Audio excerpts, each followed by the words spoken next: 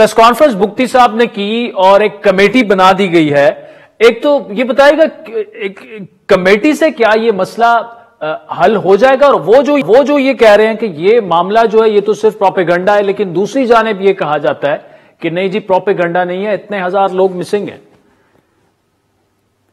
देखिए, ये missing person वाला इशू जो है इसको गलत पेश किया गया है।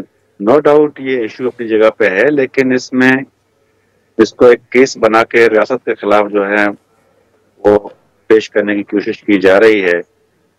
तो वो इसका जो बैकग्राउंड है वो बेसिकली जो ऑनगोइंग टेररिज्म चल रही है बलूचिस्तान में उसके साथ जुड़ा हुआ है।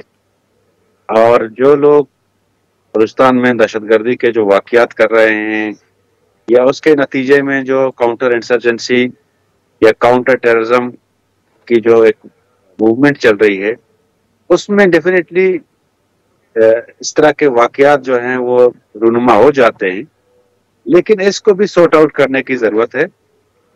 इसमें मैं तो ये जस्टिफाई नहीं करूंगा कि मिसिंग पर्सन इशू जो है वो जायज है, लेकिन हमारी जो क्रिमिनल जस्टिस सिस्टम है इसको इम्प्रूव करने की जरूरत है ताकि इस तरह के जो वाकयात हैं वो पेश रूनुमा ना हो।